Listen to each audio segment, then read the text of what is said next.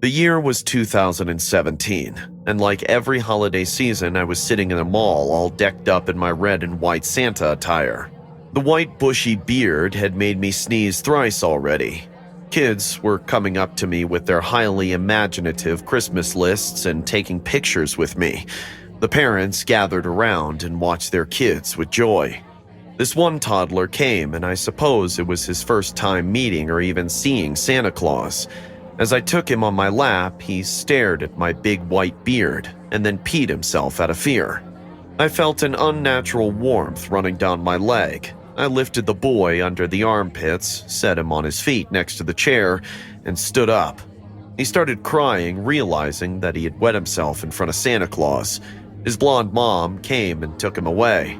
I was thinking to go out for a smoke when someone yelled, "Santa! Santa, I want to click a picture with you!" I turned around and saw a man in his late 40s standing in the crowd, staring at me with a weird smile and jolly eyes. Grown-ups, too, take pictures with me, so I didn't hesitate and said, "Sure, come." I sat down again and he walked up to me. I was adjusting my fake beard when the man sat down on my lap, like it was a very normal thing to do. "Hey, what are you doing?" "What? This is how people take pictures with you." "No, that's just kids. Get up."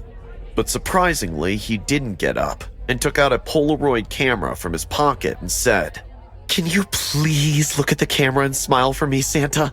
"Excuse me, but you need to get up from my lap." I had to scream because the man wasn't getting it. All the people in the mall looked at us and noticed the tension. The man chuckled creepily and said, "Don't worry, I'm not going to pee on your lap. Let's take the picture, okay? Be a nice Santa now." I was stunned by his behavior. He was a second away from taking the photo when I pushed him hard and he fell to the floor. He broke a tooth and I saw it roll away, sprinkling blood on the white mall floor. I got up thinking he will come at me now and prepared myself for a big chaotic fight. But the man didn't do any of that. He stood back, looked at me, and then smiled, flashing his hurt jaw with a missing tooth. His smile was sinister. "This isn't over yet, Santa." And he walked away. I stayed in the mall for another 3 hours, but didn't see the man around. Finally, the session ended, and I changed into my regular clothes to head home. I lived nearby and wanted to save the money for the bus, so I decided to walk home. The streets were almost empty. A thick layer of snow and chilling cold made smoke come out of my mouth every time I breathed. I reached home without any trouble and was unlocking the door when I felt someone was watching me. I turned around and saw nothing but the tall street light standing across the street. Man, I'm tired. I went inside and closed the door. There was some leftover lasagna from last night. I tossed the food in the oven to warm up and went to take a shower. Oh, jingle bells, jingle all the way. Oh, what fun it is to ride in a one-horse open sleigh. When I came out of the bathroom, I heard the oven beep. Ugh, food. Here I come. I changed into my pajamas and stepped into the kitchen to finally eat. As I opened the oven lid, I almost got a heart attack. "What the?" Somebody had placed a dead rat over my lasagna, and the heat squished it into a blobby ball of flesh, fur, and filthy liquid, dripping all over the lasagna. "Hello, Santa." I recognized the voice, and a cold shiver ran down my spine as I slowly moved my head towards the source of the voice. It was that crazy dude from the mall.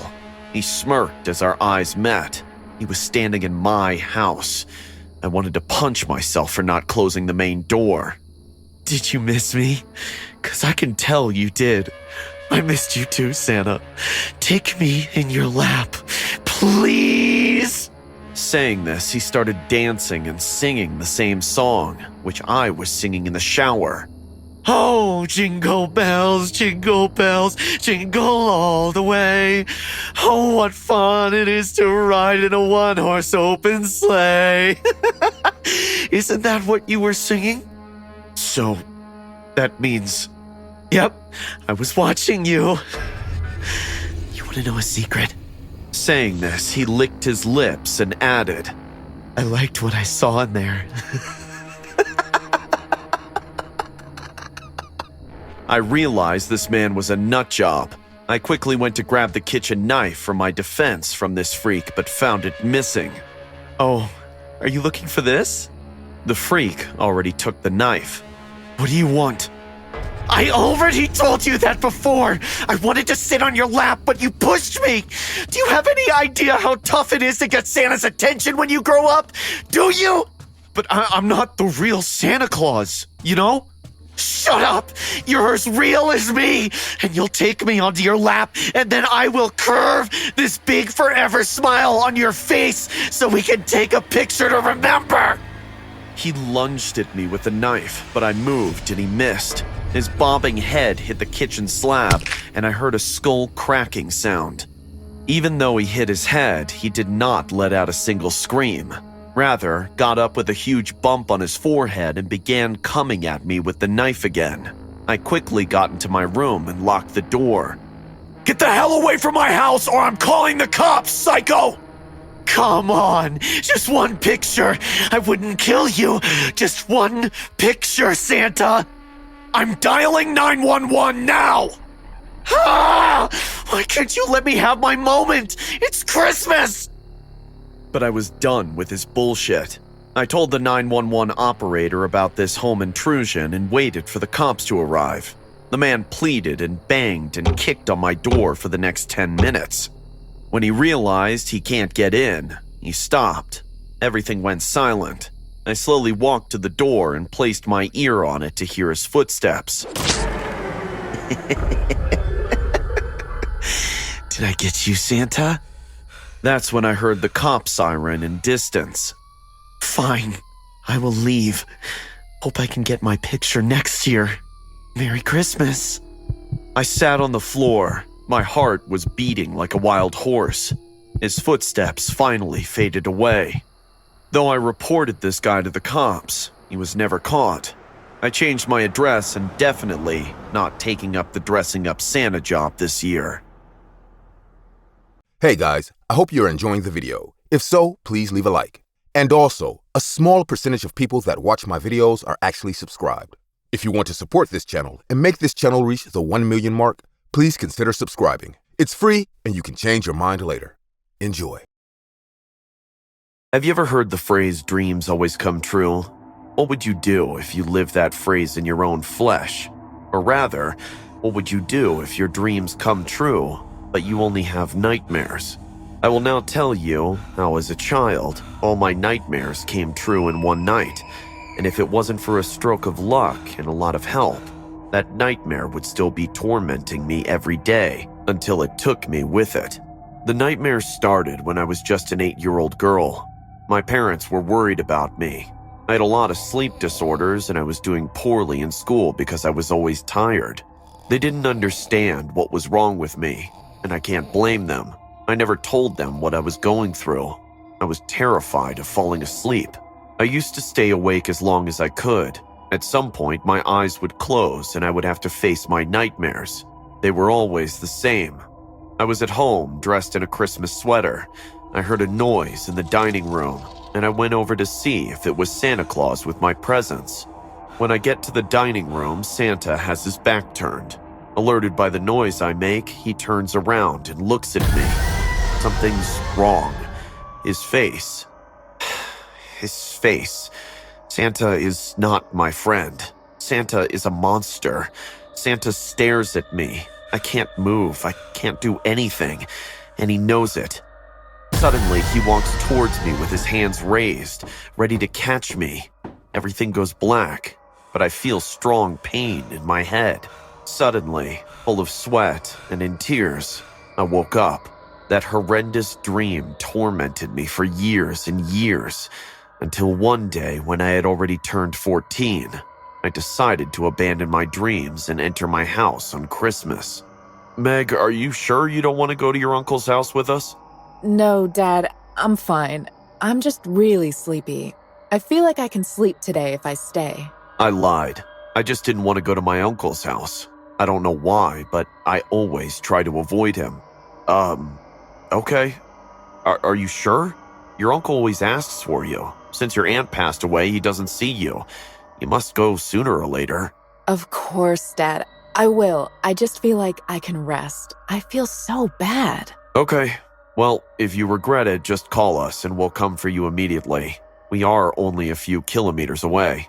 As soon as my parents left, I made myself a coffee. I was very sleepy, but it was Christmas, and I had to avoid sleeping at all costs, at least until the 26th. I was whisking my coffee in the kitchen, staring blankly, until a sound coming from the dining room alerted me. Confused, I put down the coffee and grabbed a knife, carefully approaching the source of the noise. When I saw the source of the sound, I froze. It was someone dressed as Santa Claus in the same position as in my dreams. Santa turned around and had exactly the same face I saw for so long when I closed my eyes. No. This has to be a dream. I pinched myself as hard as I could, but I was in pain. This was not a dream. This was happening. Who are you?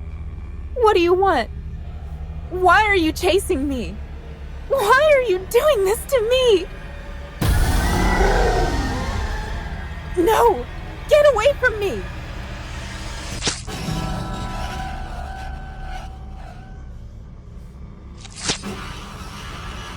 It may be repeating the same thing as in the dream, but this was real life, and I wasn't going to stand by while he attacked me. With Santa's distraction, I ran into the bathroom and locked the door. On the other side, I could hear banging, kicking, and even headbutting. Santa was trying to get in. Get away from me! My parents just went to get something. They'll be here any minute. I was lying. My parents weren't coming for hours. As soon as I said this, the banging stopped. Had I scared him? Now I just had to be patient. Wait for the right moment to run out of the house. How did you get in here? The door's locked. There's no way you could have gotten in. I stood up to open the door and escape, but the very lock I put on it was what gave Santa enough time to grab me by the hair and pull me into his bag. Inside it, I kicked, resisted, and tried to break it, but nothing worked. This was not a normal bag. In the dark, I felt blows all over my body, as if Santa was pulling me down the staircase. I screamed and screamed as much as I could. I closed my eyes and cried, surrendering, until suddenly I heard a familiar voice. "Megan, what's wrong with you?" My baby, what happened to you?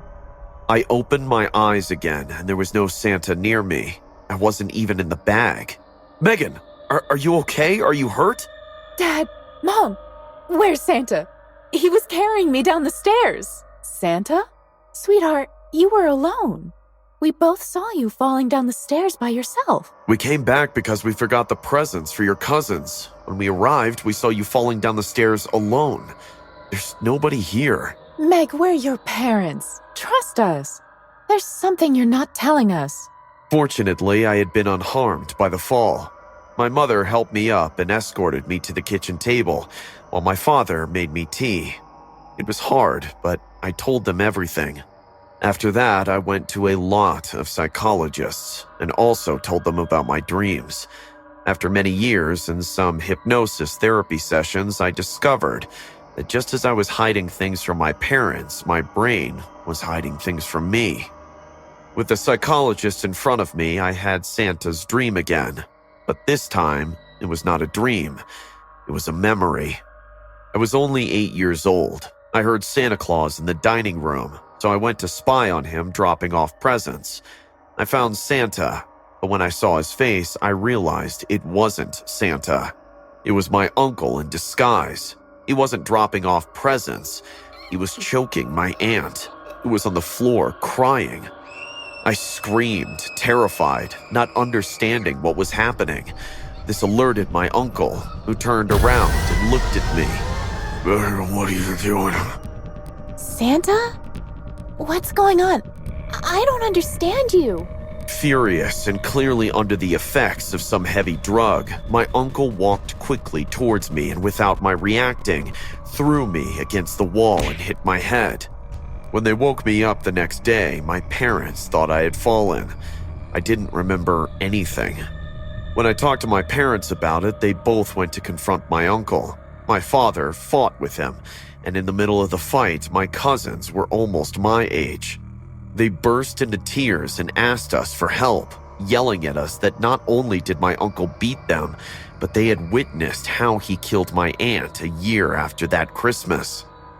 It has been 10 years since it happened. My uncle's in jail, and my cousins live with me and my parents.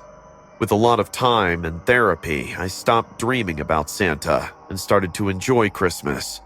I spent my whole life thinking about how to escape the monster of my dreams, when in reality they were just trying to warn me that this monster was real and was much closer than I thought.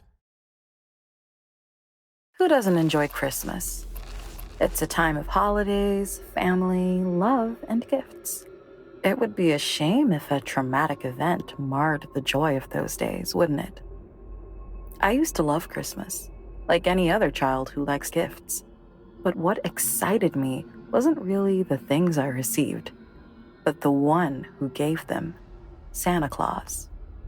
As an extremely curious girl, the mystery of that man in red clothes always kept me on my toes, as I wanted to catch him more than anything else. Daddy, help me make cookies! I had even researched what he liked. Dad, can I get Santa Claus a glass of milk? I had also thought of becoming part of his workers. Dad, will you buy me an elf costume?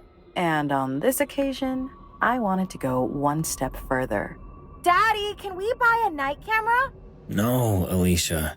I felt as if my heart was breaking as soon as I heard his answer. Why not? That's too much.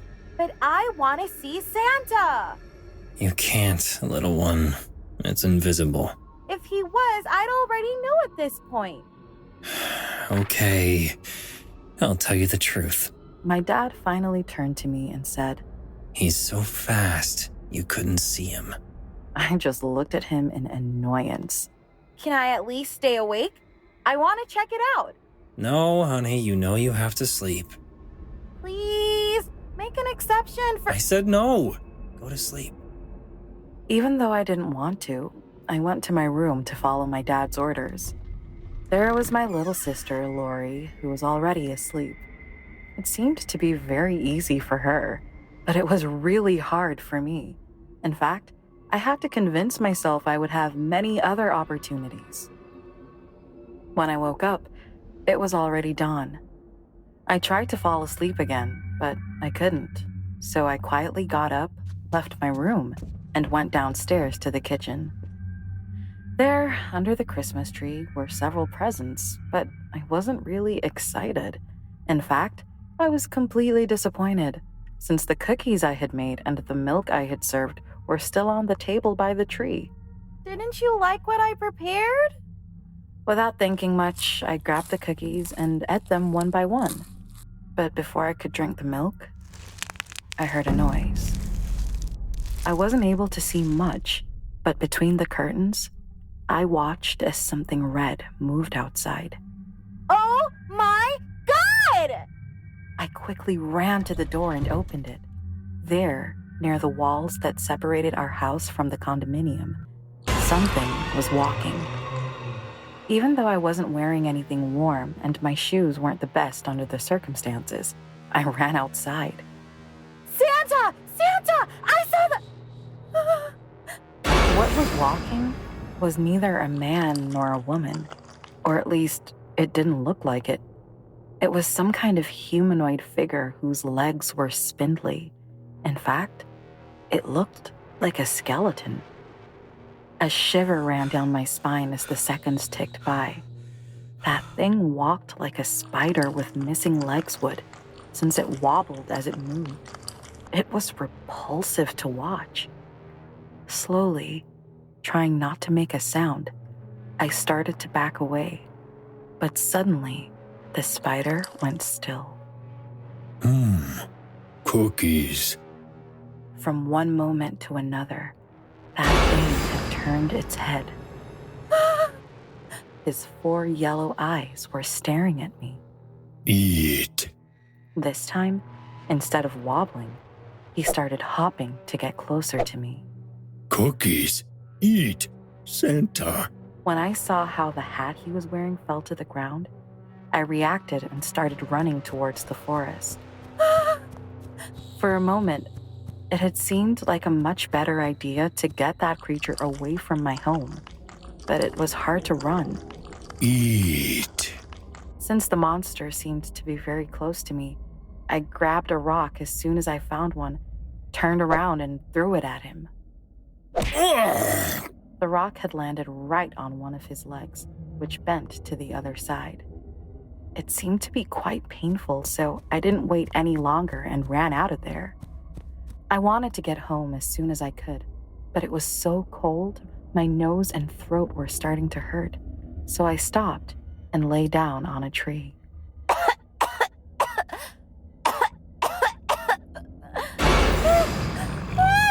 When I regained consciousness, the spider's yellow eyes were right in front of me. I tried to move, but his feet, or hands, except the one I had hurt, were keeping me still. Smells good. Like cookies. With tears in my eyes, I couldn't contain myself any longer and shouted, Let me go! I'm a girl, not a cookie! I can't tell the difference if you ate cookies. Especially cookies for me. They weren't for you! They were for Santa Claus! He didn't want them! But now, I need cookies.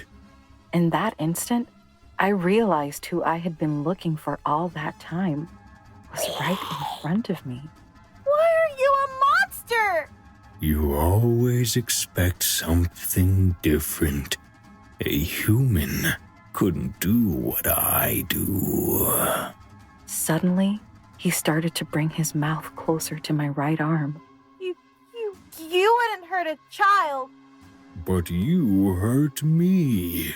Hurt you? A green liquid was also coming out of his bent leg. Now I need cookies. Cookies heal. Wait! Ah! Suddenly, I felt a sharp pain in my arm. Ah! Ah! When I woke up again, I was still there, lying in the snow. My arm was swollen, and I was very cold. I don't know exactly how much time passed, but my dad finally found me. I had to spend days in the hospital for my body to recover. It was him, Dad. It was Santa Claus. Santa Claus doesn't exist, little one. He's not real. Nobody ever believed me, but I know what I saw and heard that day. That's why I do what I do now. Good night, sweetheart. I will not let my family or anyone else find out the truth.